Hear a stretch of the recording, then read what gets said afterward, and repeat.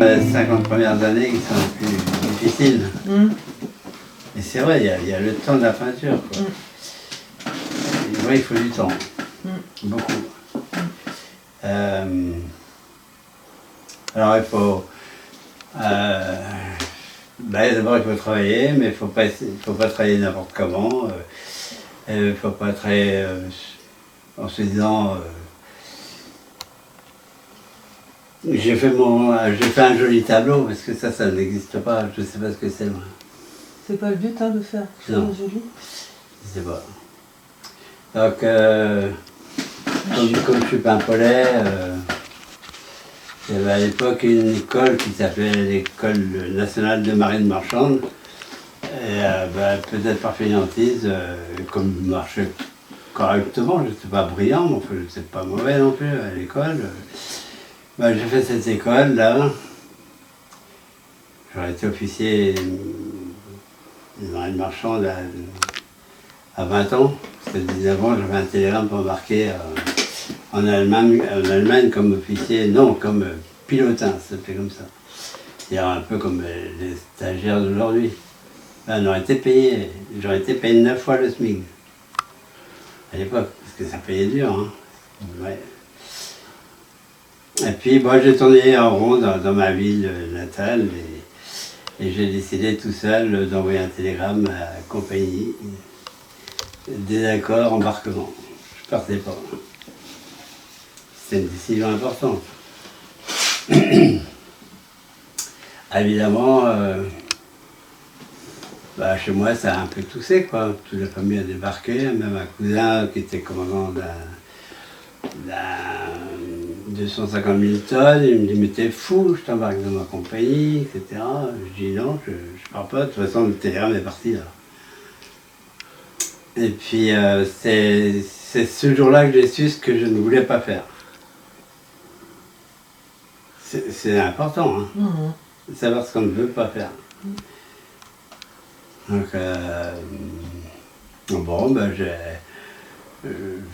pendant 6 mois, j'ai fait pas mal de petites choses comme ça. Puis finalement, j'ai fait mon service militaire, ici à Plougastel, en grande partie.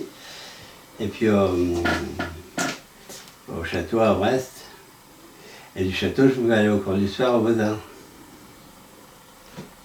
À pied. Et c'est là que le prof des Beaux-Arts, le prof des cours du soir au Beaux-Arts me disait mais il faut que tu passes ton diplôme de Beaux-Arts. Je ne savais pas ce que c'était. Il me dit si, il faut que tu passes le concours aux entrées. Puis je dis ouais, mais bon, il faut du fric, etc. Donc j'ai fait un prêt. J'ai fait un prêt, des études. Ça existait. Ça existe peut-être encore, mais bon. Mais je me mariais en même temps. Hein.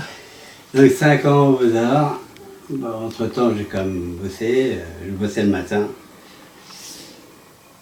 À la PAM, entre autres. C'est là que j'ai bien connu Édouard Leclerc, parce que je travaillais pour lui, je faisais des affiches, etc. Et puis bon, Beaux-Arts, ça s'est très bien passé, parce que j'étais même très copain avec les profs. Hein.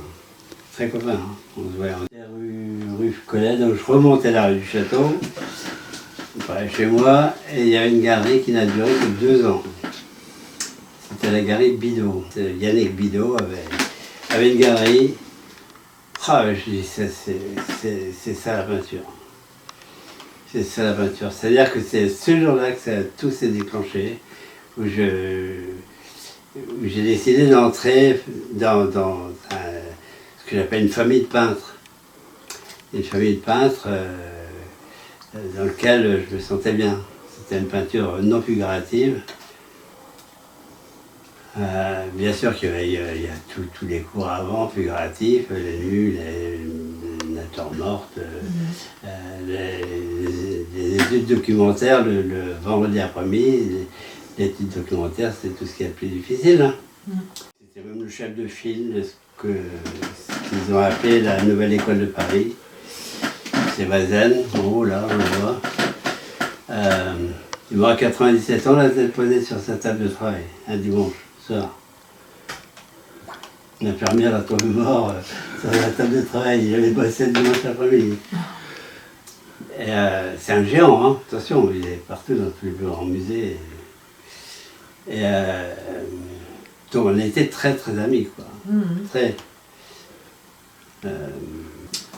Donc, mais bon, il bossait beaucoup au Finistère parce qu'un été, il avait proposé à sa femme de venir en Bretagne et il lui a dit on ira jusqu'au bout, quoi, jusqu'au bout de la terre. Quand après on pourra plus avancer en voiture, parce que ce sera la mer. Donc alors ils sont allés jusqu'au bout de la pointe en bas, à Pinvar. Et première année, il a loué une maison, après il en a acheté un Penty, et c'est là que je vais aller voir l'été, et à Clamart le soir, l'hiver. Donc j'étais en bonne compagnie, quoi. Voilà. Non, c'est parce que ça aide. On se dit, c'est comme ça qu'on se dit, c'est pas la prétention. Hein. On se dit, je crois que je peux continuer, quoi. Que quand il y a un géant qui te tape sur l'épaule et qui te dit, Yvan Daniel, il n'est que 9h30 du soir. On va manger une côte de porc. Une côte de porc, c'est grand comme ça. Mais oui, mais on va la partager en deux. Et puis une correspondance jusqu'à sa mort, quoi. 69, 70, hein. Donc c'était à nous, mais on bossait comme des fous, mais quand on est au bistrot, c'était aussi pour parler de peinture.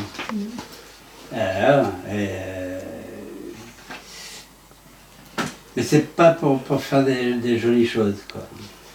Voilà.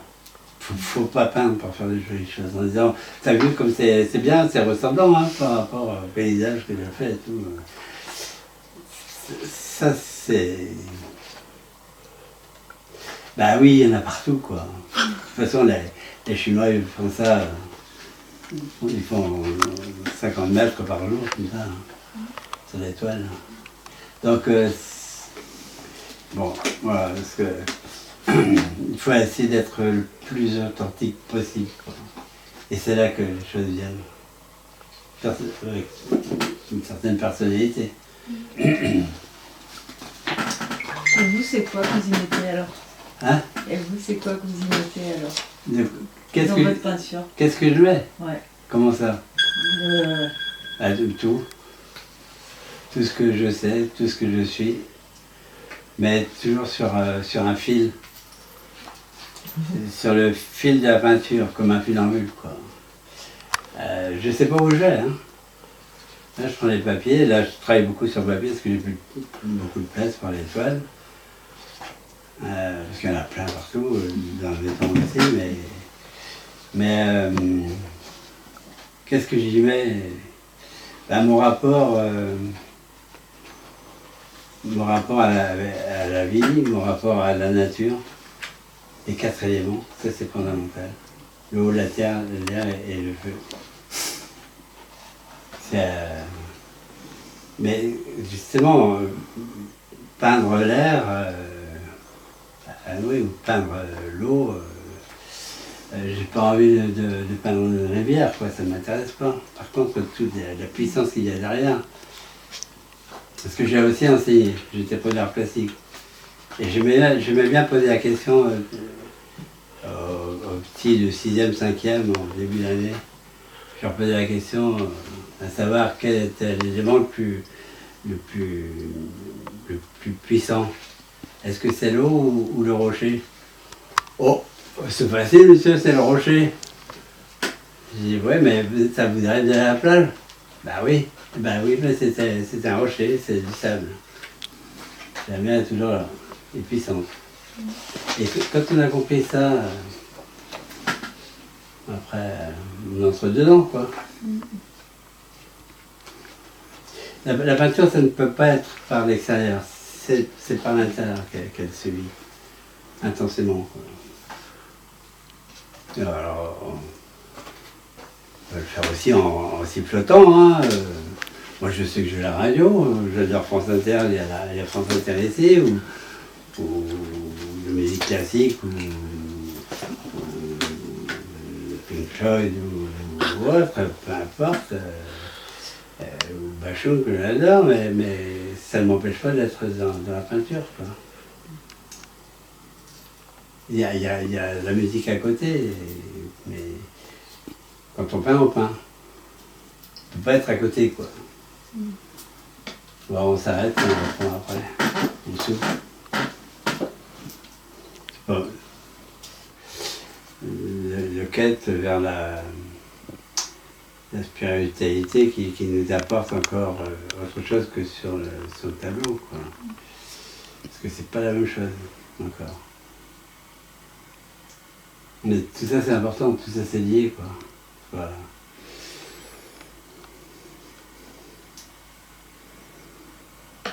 Ouais, c'est...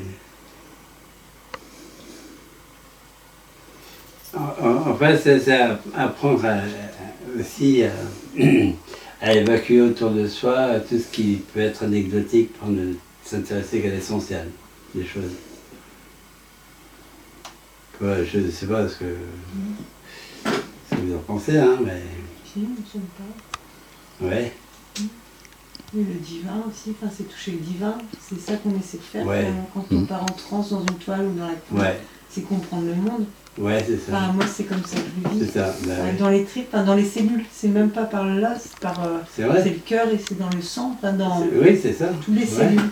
Ah ouais, bien sûr. Comprendre la vie, en fait. Bien sûr. Ouais. Ouais, mais ça résonne bien.